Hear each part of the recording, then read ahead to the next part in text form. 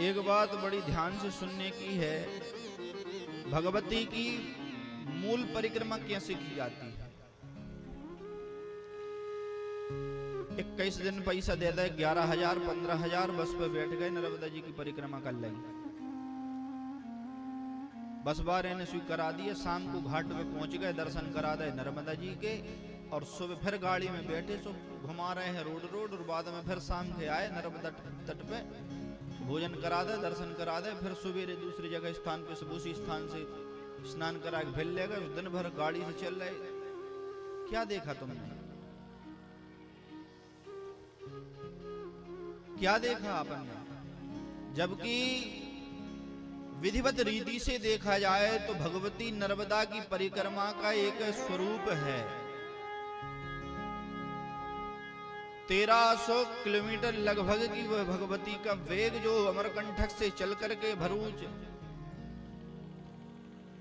गुजरात इतने के बीच में जो चलता है भगवती का स्वरूप, यदि विधिवत रीति से देखा जाए तो भगवती की परिक्रमा नियम से यदि करी जाए तो उसका स्वरूप 3 वर्ष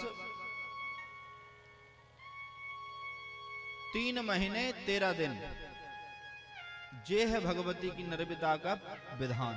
कितना? 3 साल 3 महीने 13 दिन, ये है नर्मदा का प्रधान परिक्रमा का स्वरूप, जिसमें चातुर्मास 3 चातुर्मास आपको किसी एक स्थान पर बैठ करके नर्मदा में बरसात के 4 महीने काटने रहते हैं एक स्थान पर। तो ऐसी परिक्रमा करो तो शास्त्रों में एक बात कही गई है, माताओं ध्यान से सुनो नर्मदा जी के विषय में। परिक्रमा करने का फल क्या है? परिक्रमा करने का फल क्या है ऐसा यजमान जी? परिक्रमा करने का फल यह है, या नर्मदा परिक्रमा करने पर आपको क्या फल प्राप्त होता है? भाई फल है तभी तो करते हैं लोग परिक्रमा।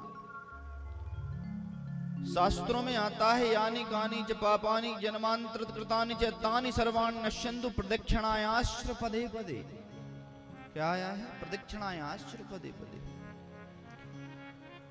भगवती की नर्मदा की परिक्रमा में कोई एक कदम चलता है तो यानी कानी च पापानि, इस जन्म के और अगले पिछले जन्म के जितने पाप हैं, जन्मांतर कृतानि च, पूरे जीवन के पूरे जन्मों के जितने पाप हैं, बोले तानि सर्वाणि नश्यन्तु, पूरे पाप जल करके नष्ट हो जाता है। कैसे? बोले जो नर्मदा की परिक्रमा में एक पद चलता है। कितना? एक पद, केवल एक बार चला, उसमें संजीवन के संचित जितने पाप हैं सब जल करके नष्ट हो जाते हैं।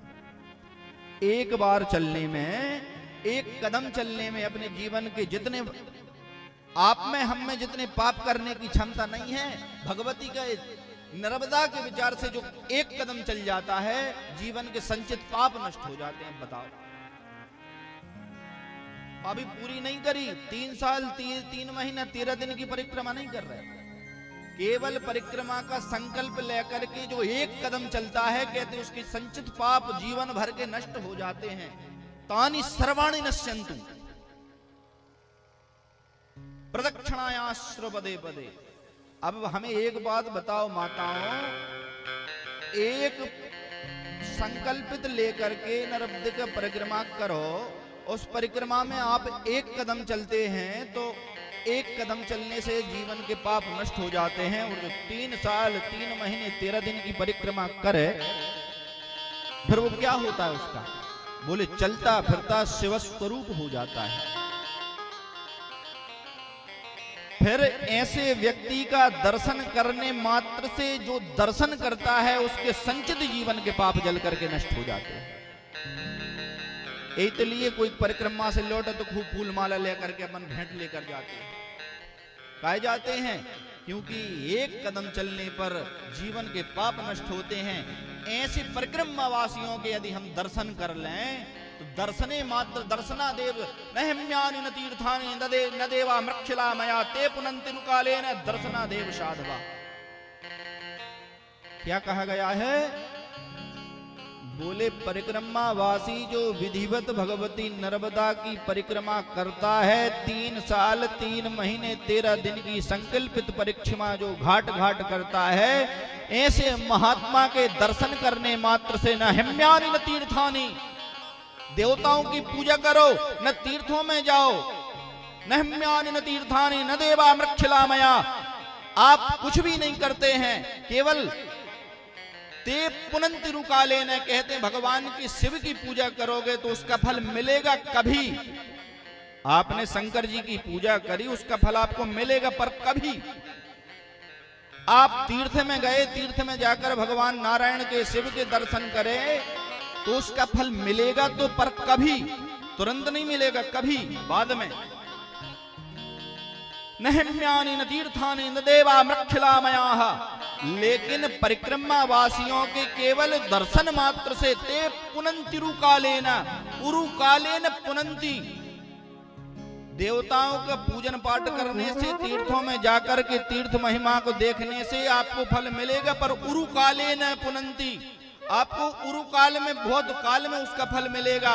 लेकिन परिक्रमा वासियों के दर्शन मात्र से ते पुनन्ति उरुकालेन दर्शनादेव साधवा, ऐसे परिक्रमा वासियों के दर्शन मात्र से तत्क्षण आपको फल प्राप्त होता है, तुरंत देखे हैं, देखते ही आपके जीवन के पाप नष्ट हो गए, जो परिक्रमा वासियों के केवल दर्शन कर लेता है। बोले नर्मदा मैया की जय हो। आई बात समझ में? ये तो केवल दर्शन की बात भाई।